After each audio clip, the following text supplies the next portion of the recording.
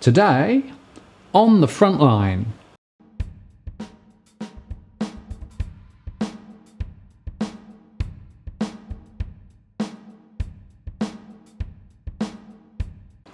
Today, a conversation with Chris Bates. Hello, Chris. Good to see you. Hi, Martin. Good to see you again. Indeed. And Chris, you are right in the front line of the mortgage and advice industry. So I think it's a really good time to catch up with you. So let's start with just a little bit of background. Who are you and what are you up to? Okay, to keep it quite short, I've been a financial advisor for 11 years. I've been a mortgage broker for the last 5. Been running my own business for the last 4 years. But mainly, I guess where this chat's coming from, since basically 2012, I've worked solely with kind of young property investors. And so every day, all day, every day, I'm talking about property and, learning what people have done over many, many years. And so that's kind of what I do. Every day I talk to kind of young property investors and talk them through where they are and where to go. Okay. And you're operating in Sydney and also in Melbourne, I think, aren't you?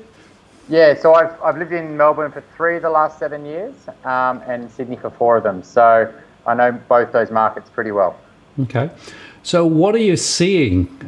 Because I think the market is evolving and changing and, it's somewhat turmoil, I think. Yeah, the biggest thing that's happening is borrowing capacity. I think you would agree the thing that drives the market up the most is credit. Mm-hmm. And if you can borrow money, and low interest rates obviously as well. Like if you can borrow money and you can borrow at a low interest rate, you might as well go invest. And that's pretty much what people have done for the last 5 years. And that's completely flipped the other way. Investor loans are obviously going, negative 20% growth. They're falling off a cliff. And that's really creating problems because a lot of investors invest in only certain pockets and buy certain properties, and a lot of investors invest where other investors invest, and so if everyone's not investing, you've got problems, especially because a lot of these type of properties that investors have bought can easily be built again and be replicated, and so they can build more high-rise towers, they can build more townhouses, more duplexes in the suburbs. And a lot of investors have gone for these new properties because of depreciation and the false belief that they're better than older properties, and it's creating a bit of a storm. The interest only thing is the biggest thing that I don't think anyone's really grasping. There's a lot of UBS have brought out some good reports on it, and there's a lot of talk around it, but so I don't think people really grasp the impact that interest only moving to principal and interest is going to have on investors. A lot of people have thought that it's going to increase repayments by about 40%, but when I look at the numbers, it's not 40%, it's more like 60 to 70%, depending on where interest rates are.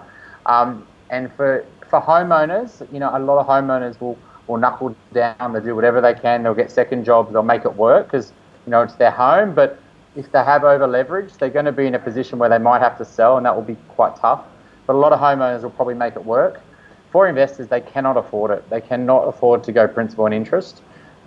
And there are a lot of investors who have seen themselves as property moguls and property gurus and built big portfolios of maybe 1, 2, 3, 4, 5, 10 properties. They cannot refinance. They definitely cannot get the lending again, and they've got no choice but go principal and interest. So I do see that to be a big worry coming up. Well, it's interesting because the Bank of England, of course, made an interesting comment a couple of years ago saying that investors are 4 times more likely to fall over in a downturn relative to owner-occupiers for precisely the reasons that you said. Firstly, that they're more leveraged, so they've got more properties and more debt. And secondly, they don't have the same vested interest in hanging on with their fingernails. They'll rush for the exits. And in fact, my surveys are saying that even now, some of those more sassy investors have already started to sell, particularly in Sydney and now in Melbourne, particularly where they've got a portfolio. So my own view is that the investor sector is in for not just a short dip and then a recovery. This is fundamentally different. Oh yeah, 100% agree. Every day conversations around selling assets. It's it's a big fear for a lot of people. The problem with when selling is that there's people who are selling now already feeling a bit of pain. They've seen that cream on the top of the boom, and they're thinking that their property was worth, say, a 2-bedroom apartment was worth $900,000, but now they would struggle to sell it for 800 or 850, and that gives them a bit of a difficult complex, because they're going, well, I could have sold it for 900, but those days are gone. The new reality is 800 now, and the fear's kicking in. Does it go to 700? Does it go to 750? And it doesn't take much for supply to outstrip demand, and you start getting these falling prices. No one wants to catch the falling knife, is what the saying is. So if somebody comes up to you today and say, I'm interested in buying a property, what do you say to them at the moment? I've always been very risk adverse. I mean, my financial planning risk mindset has always looked at property differently to a lot of property people, a lot of real estate agents, even mortgage brokers. They don't look at it the same way. So the properties that a lot of my clients buy are not in the investor markets. They're, generally properties that suit home buyers and the owner-occupied market. So we buy in markets where there's very little investors, and they're all usually homeowners. And so these markets won't have these big falls, because a lot of the people in the area, won't be selling. They'll just be riding the wave out. But secondly, the price point that a lot of clients have bought at is around the median, is around the affordable that first home buyers will buy. And first home buyers just naturally grow in demand every year. And they generally will buy in the best suburb that they can afford, and so closer to the inner ring. So that's why I'm not as worried for my clients. But I guess clients who are looking to buy now, it's very, unless you can get a bargain, I don't think you should buy. And so if you're buying in a great suburb, but it's not the greatest of properties, you need to get that at a significant discount from what it was selling at, to protect yourself, because even though you're buying in a good suburb and a good street and a reasonable property, you could be, find that in a year's time that there is still a decent fall. And so if you have bought at a, not a great price today, you're increasing your risk. So patience, being ultra selective, and buying at a discount. And I guess that means that people perhaps a year ago would have only been able to buy right on the extended edge of some of our big cities, right? Perhaps they can now buy slightly further in, simply because prices have slid a bit. Yeah, exactly right. It's called the reverse ripple effect. So I can't buy here, it gets too expensive, so I buy the next suburb and the next suburb, and you just keep working your way out. That's what basically first home buyers did, and they started buying 50, 60 Ks from the Sydney CBD. You've got mum and dad telling them that property can never lose, and the state government offering incentives, and all the first home buyers' fear of missing out just pushed everyone all the way out there. But now that prices are cooling off, people are waiting, and they're slowly getting closer and closer back to the city. So what that leaves is very few buyers in the outskirts.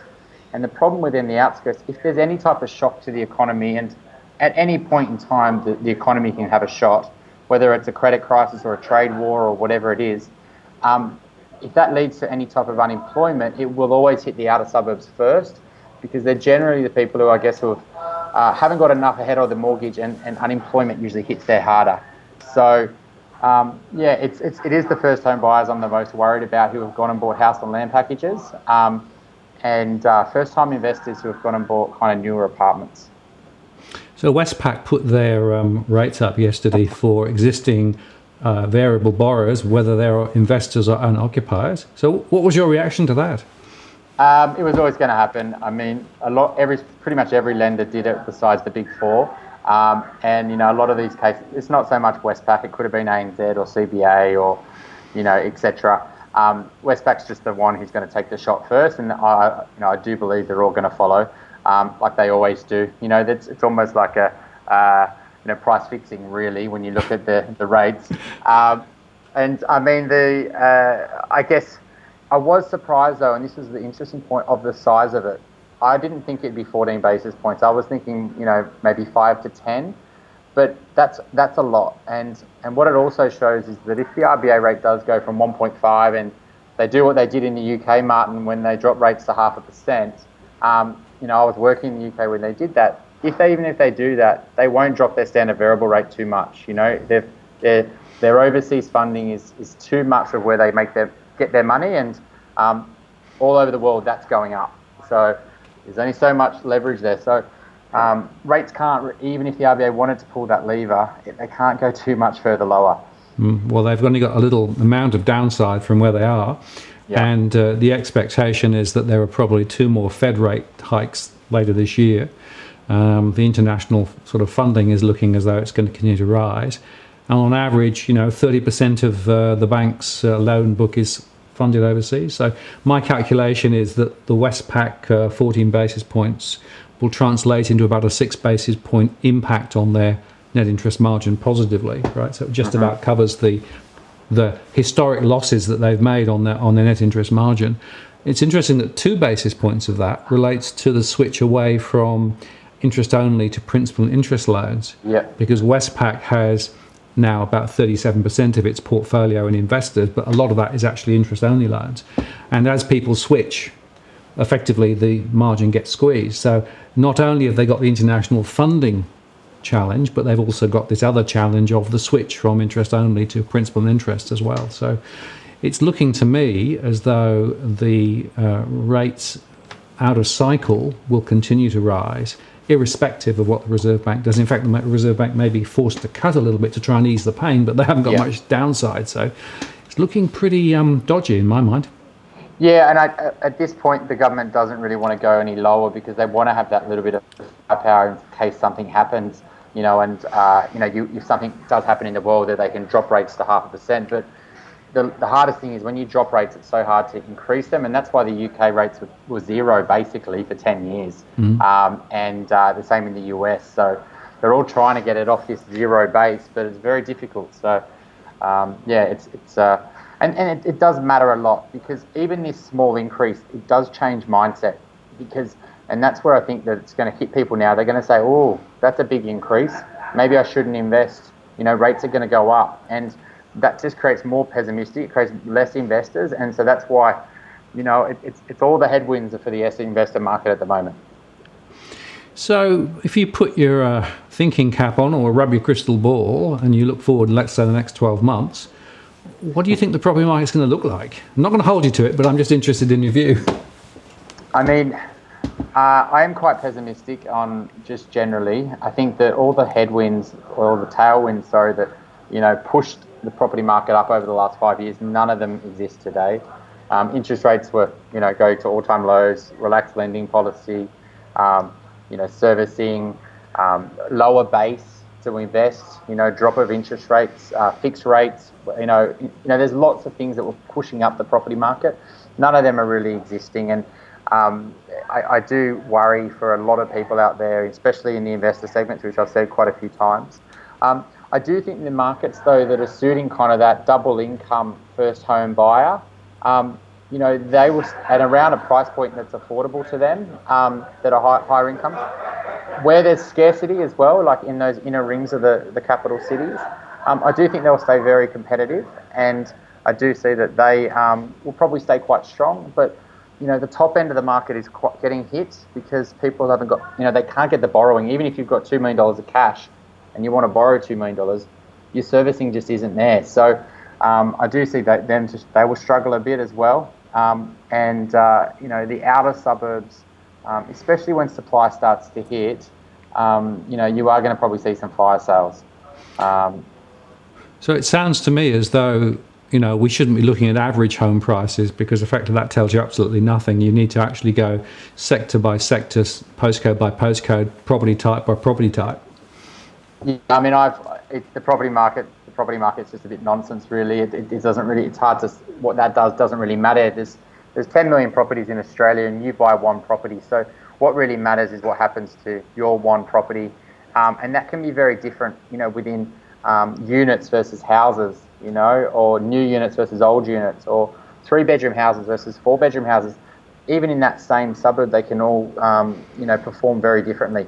And even things like main roads have big impacts. So you've got to always kind of keep on cutting it down. And I guess with property, you always want to get something that's scarce and that can't be, that can't build anymore. So it actually has to have shrinking supply. If you've got that, then you just need the demand. And the demand you want is by homeowners, and generally homeowners that have got 2 incomes and 2 higher incomes, because that means they can borrow the money. So I guess the other thought I had was, it's possible that there'll be election well, we know there'll be an election next year, and possibly Labor will get in. Who knows? The shenanigans the last couple of weeks. They've got a particular policy around negative gearing. What are your thoughts about that?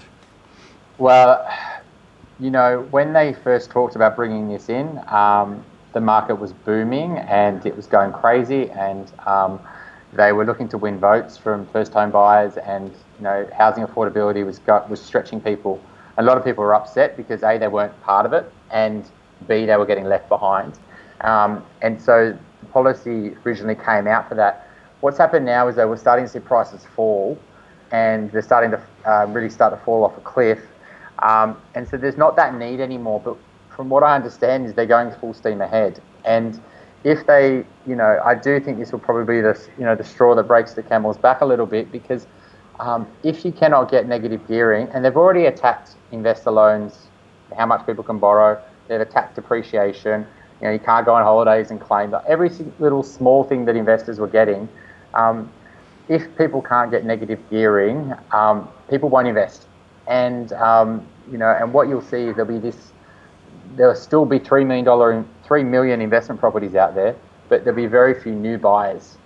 And what you're going to find is that, people will hold on, which, that may or may not be a great idea. But if they do want to sell and they put it on the market, who's going to buy it? And I do think it'll completely collapse certain pockets of the market where there's very high elements of investors. I do think there's an unintended consequence here, though, is that what they're trying to create is better housing affordability.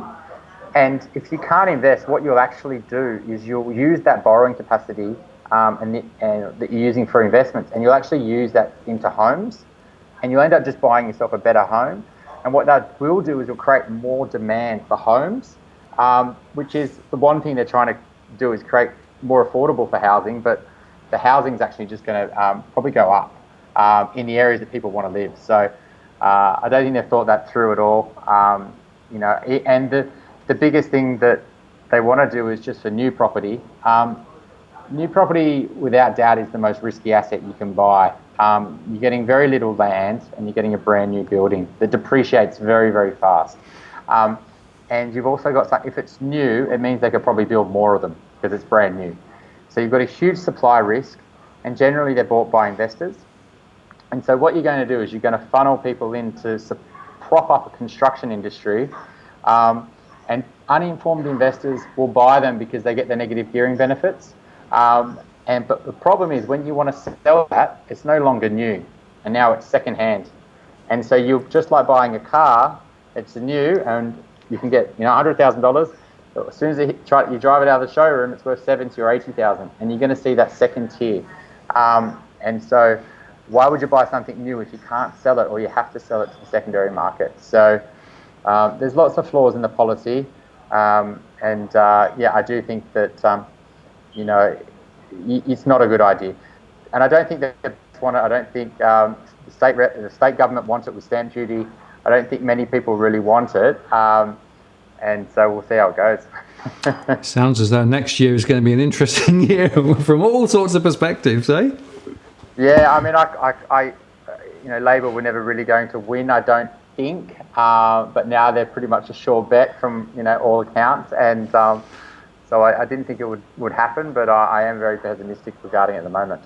Well, Chris, I reckon we should check back in a few months' time to see how things are travelling, but I really appreciate your time today. Thank you very much for speaking to me, and we'll catch up again soon. Thanks, Martin. Appreciate it. And so there you have it. Another perspective on the future trajectory of the property market. And again, we see more indications of potential downside risks in the market. If you found this useful, please do like the post and share it. And if you've not subscribed already, please do so. And also consider supporting our work via our Patreon program. The link is in the comments below. I'm Martin North from Digital Finance Analytics. Thanks for watching, and I'll talk to you again next time.